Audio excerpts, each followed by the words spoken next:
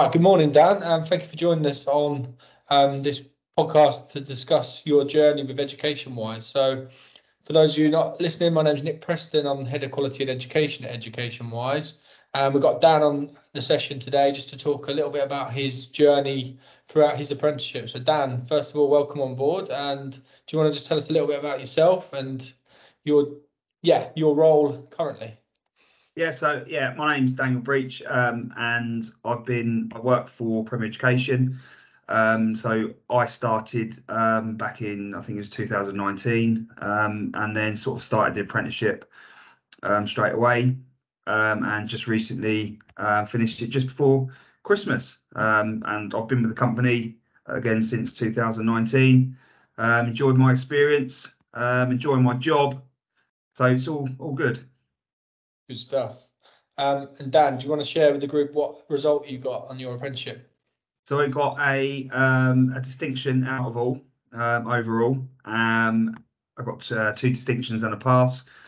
So because I got 2 distinctions, that meant that I passed with a distinction, as we say.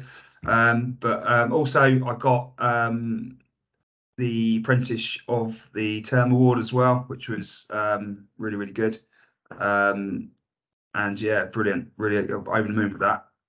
Yeah, very successful end to 2022. So nice. Definitely.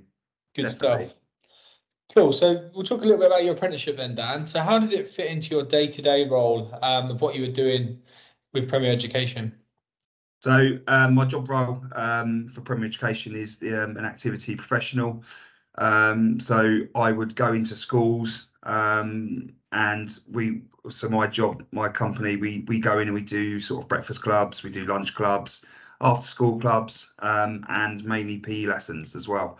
And then obviously when it's half term, we do sort of half term holiday camps, which we do every half term. So that's my job role. I love the job that I do. I love going in, I love working with children, and it's nice because you get to do a variety of sports, so especially after school clubs, most of them are sort of multi-skills, multi-sports, so you can week by week you can just change your sport up and just do a different sport. So kids enjoy it, and it's really good.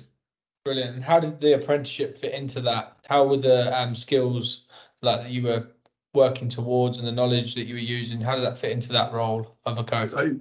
So one of the like sort of the units, my day-to-day job, one of the units we did to pass my course, to pass the apprenticeship, was how to sort of conduct yourself going into schools, and that starts off by going in and introducing yourself to the office, especially if it's a new school. You go in, make sure you have your DBS with you, make sure you have your lanyard with you, and so if you do little things like that, if you do that, the school can get a really good. They get really, that's really good. I think it's really good. As me as a coach being really professional.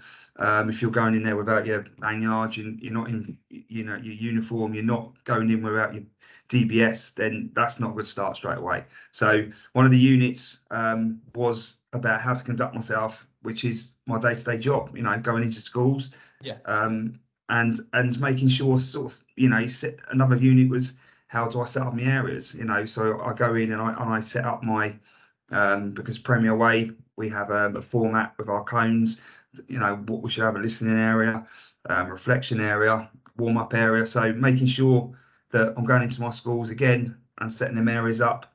And again, teachers and things like that will look out the window. And if you're setting up, you've got your area set up, it looks good. The head teachers will get a good feel about yourself. So, and at the end of the day, the schools are our customers. So if we look and act professional, then it goes a long way. So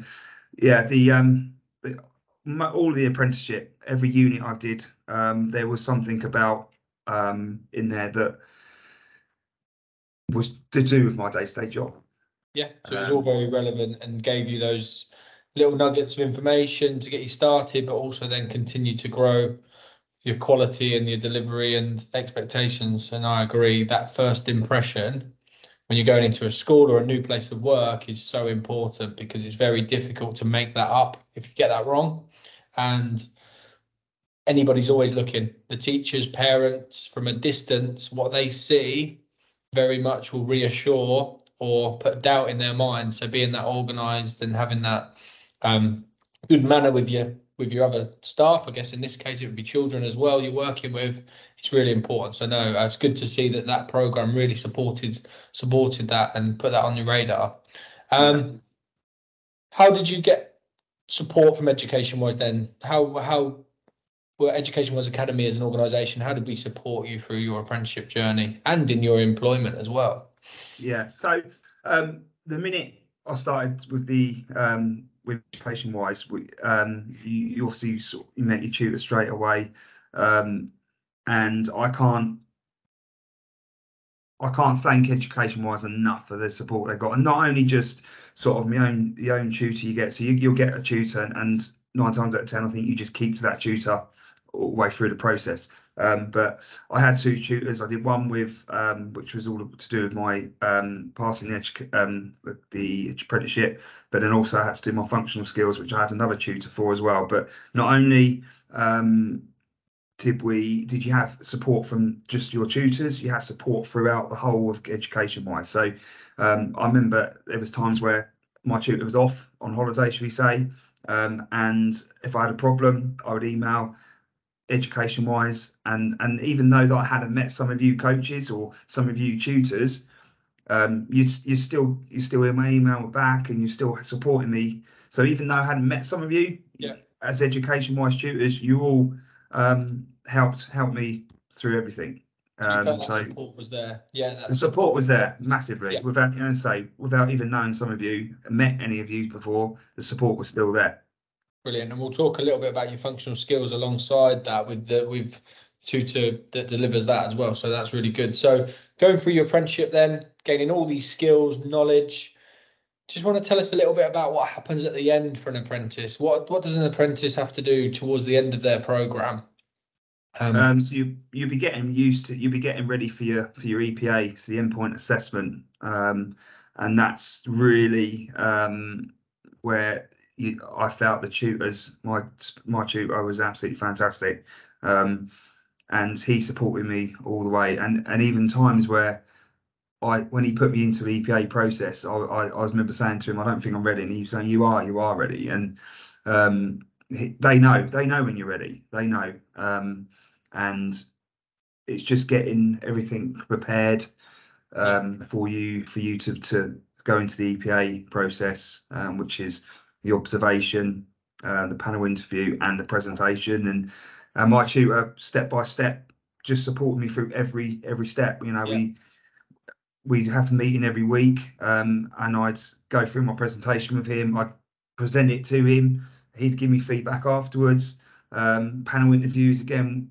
We did some questions that may be thrown at me, and then the observation, making sure I had we had to, because you have to do like an hour's where you plan your session. Again, I plan my session and he would, my tutor would read it, again, give me the feedback, could we change this, could we, what could we put there? So the support all the way through was brilliant, was fantastic. Yeah, very reassuring, I guess, to know that you've got that even when you get into gateway and endpoint assessment, that the tutor's still there to support you. It's not like pass you on to the next awarding organisation. We were there throughout that, which is good to hear.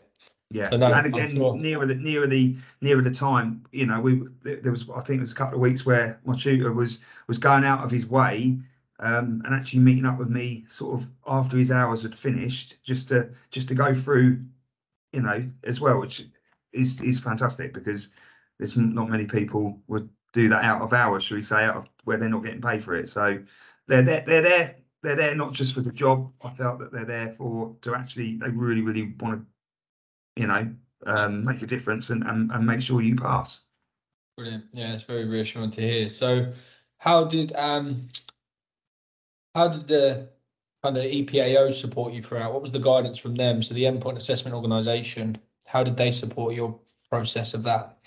So we, it was about, I think about 6 weeks before maybe, where they, obviously my tutor puts you, which will put you into EPA, and then you'll have a meeting with, there was two people from Elite who did my assessment, and I met with them with my tutor over a Teams call, and straight away they just put me to ease, the way they were. I'm a person that finds things difficult to read, and I was really worried about. And if people throw questions at me and I don't understand it, I sort of I get a bit like, I don't know what to say. Should we say, or what does Flustered. that Yeah. mean? Little bit Yeah, flustered. and the minute I spoke to them, these two from Elite, they just put me straight at ease. And they said, look, any questions you don't understand, you can say, please, can we rephrase them? And it's just, yeah, they really helped. They made me feel really calm about it all.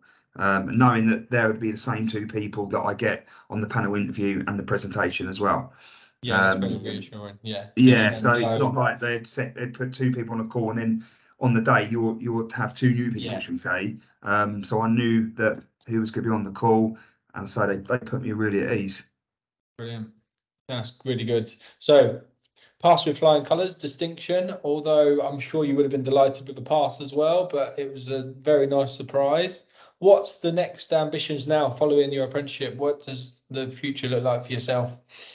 So the next, what I'm looking to do now is to, and which has always been since I've started with Premier, I want to start sort of getting into a role where that I'm sort of coaching and teaching some of the new apprentices starting with the company, starting with, um, you know, if it's giving some knowledge about different sports, how to run a lesson, and I have been starting to do a little bit with this, with some new people coming in the company.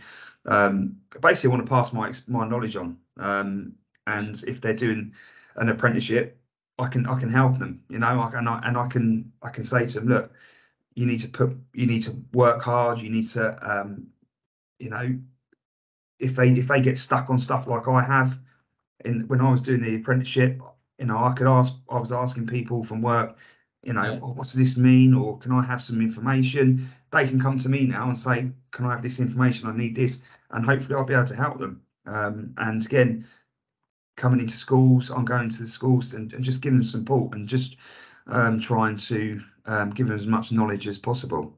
I think there might be a job hopefully coming up, which is called a beacon coach, which is that's the role where you'll be brilliant. going around and training the new staff, which that's what I want to do.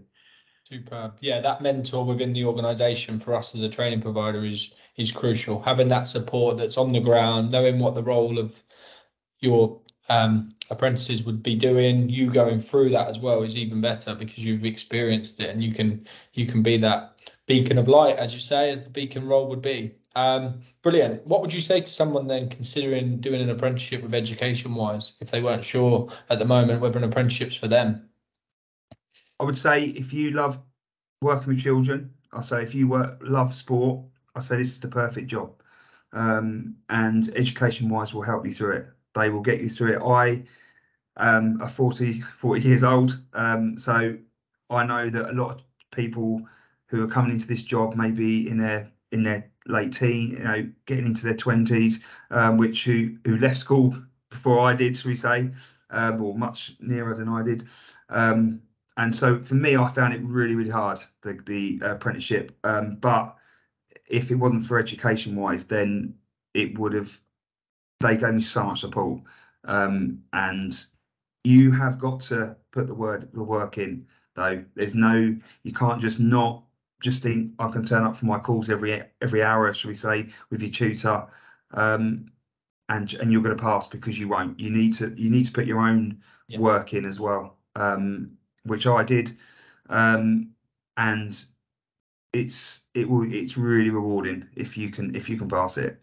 Well, you will pass it if you put the work in.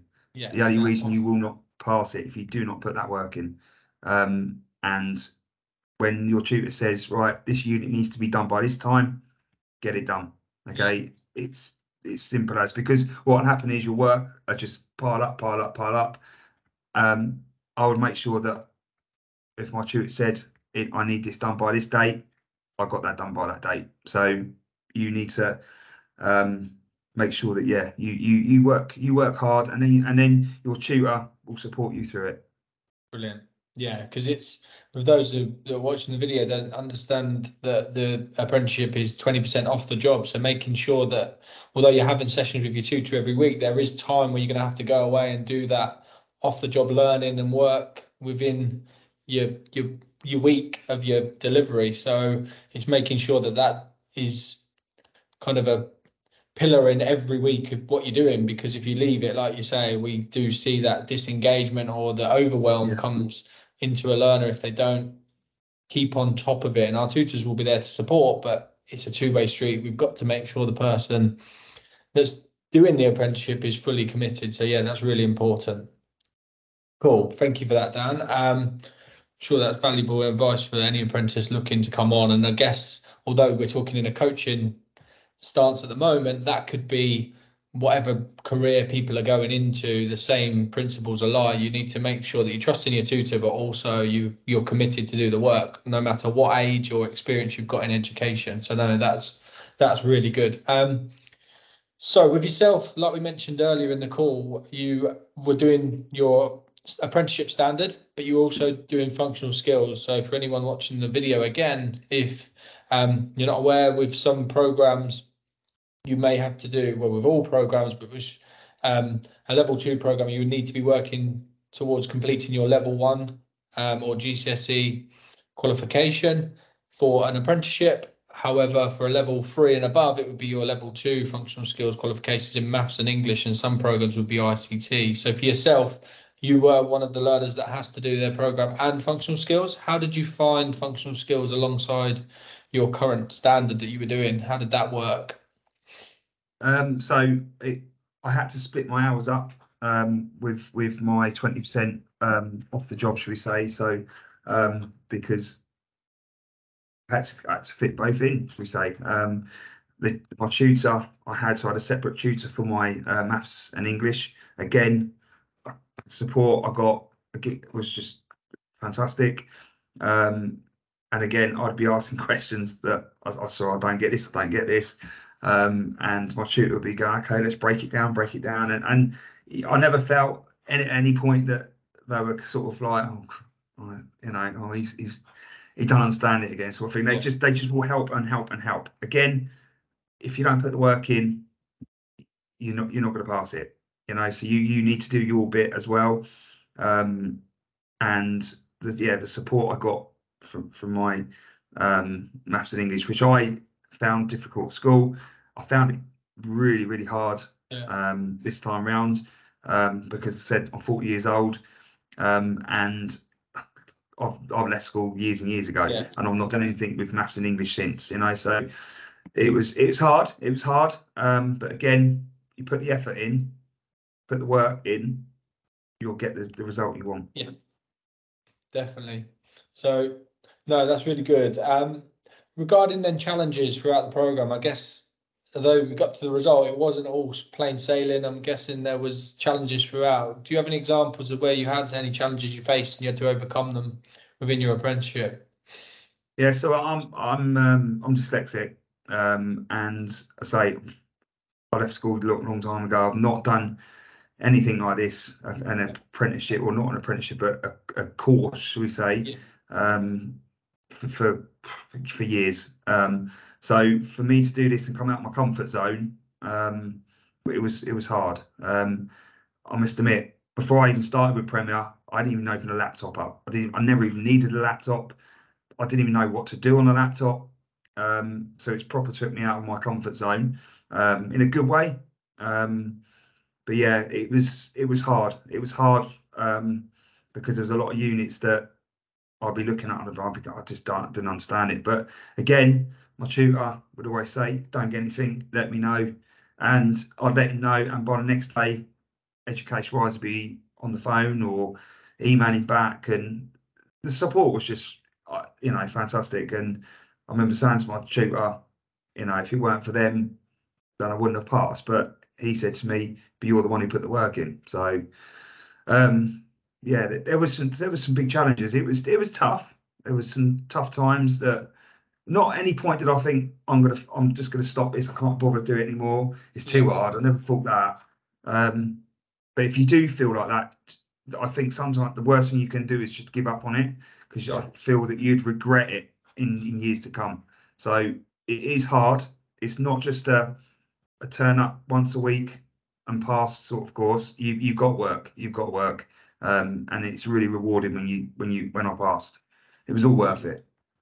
Good stuff. No, that's really reassuring to hear. And like you say, that kind of want to continue is so important. We find ourselves sometimes learners just sometimes giving up just a little bit too early, when you know that just go through a couple more sessions with their tutor, or get one unit completed to get that momentum back, and it just has a massive effect on the long run. So no, that's really good words to hear. So when you obviously completed your apprenticeship, what skills have you now taken on into your current role you're working in schools with? What would you say have been the biggest takeaways, other than what we mentioned before?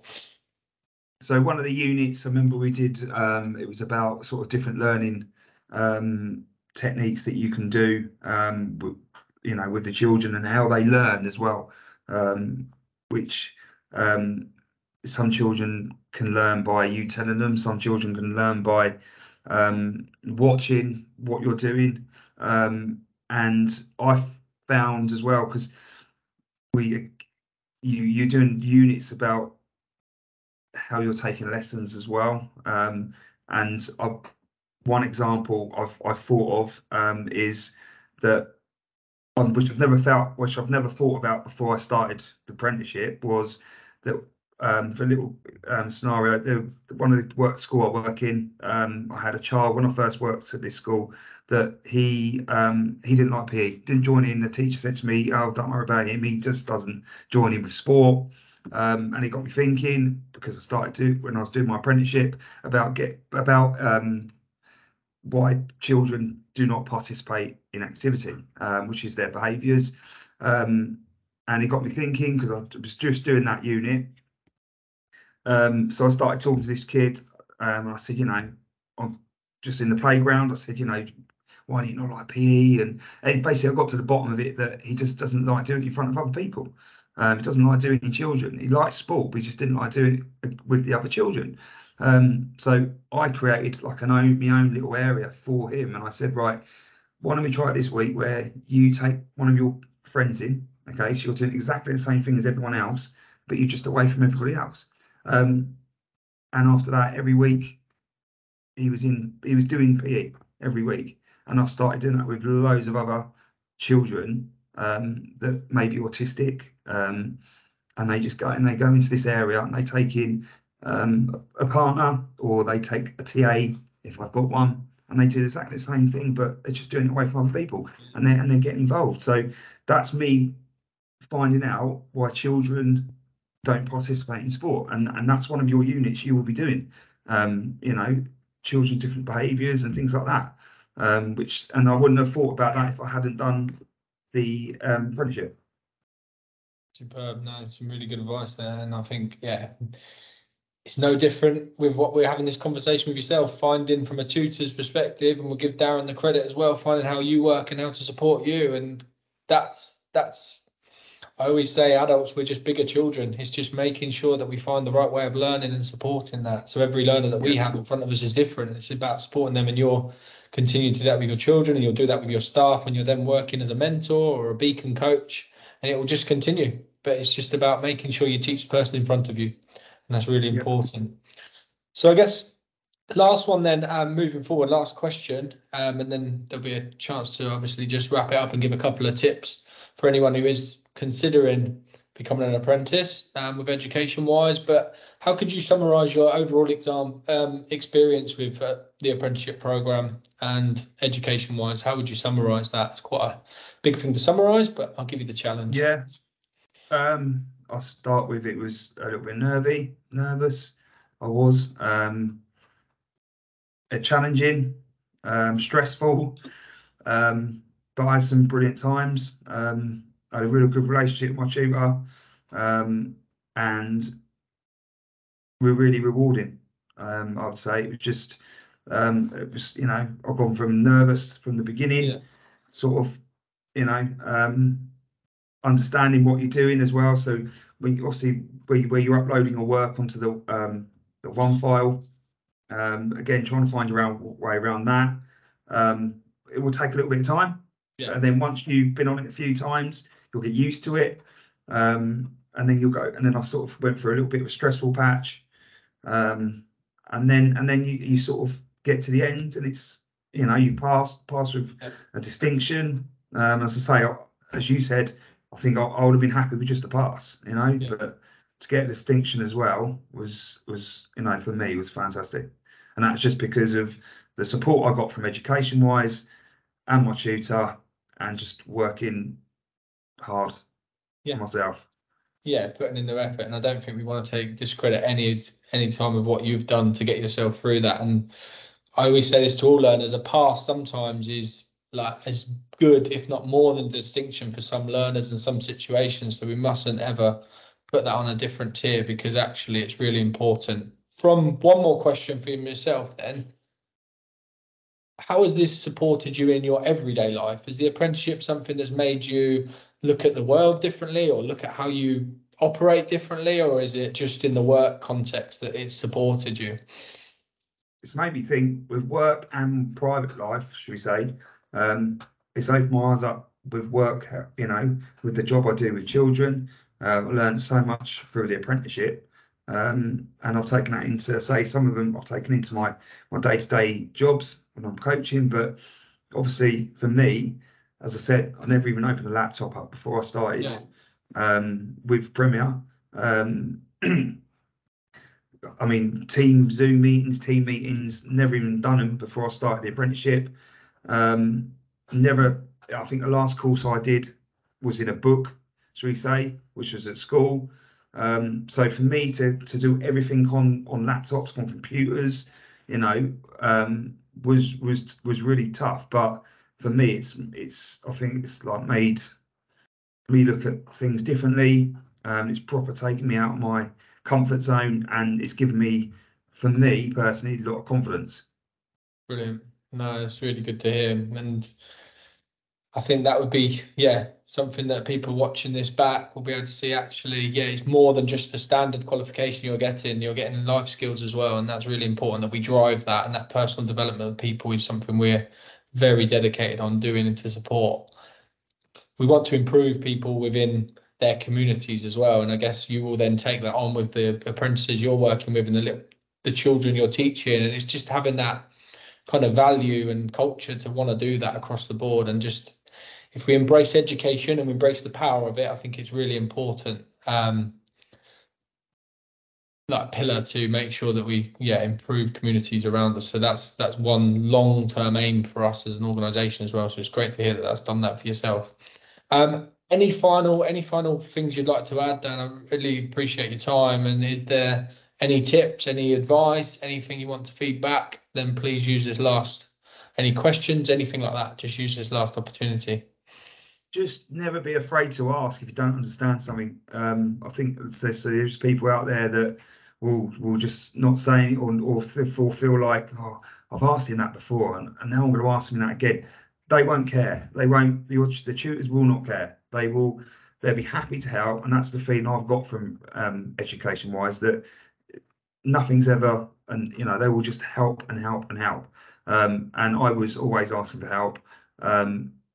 And the other thing is just, as I said, quite a few times in this video, that if you're just going to turn up and just expect to pass, you need to put your own hard work in, and when you are asked to get a certain piece of a unit done by this time, get it done. Not only because you've been asked to do it, but if you don't, all that work does is just pile up, pile up, pile up, and then all of a sudden you've just got like 3 or 4 units that you've got to complete in a space of hardly any time. So my advice would be just work your socks off, and get them deadlines done when you're asked to, and it will be so much more of a smoother run. Yeah.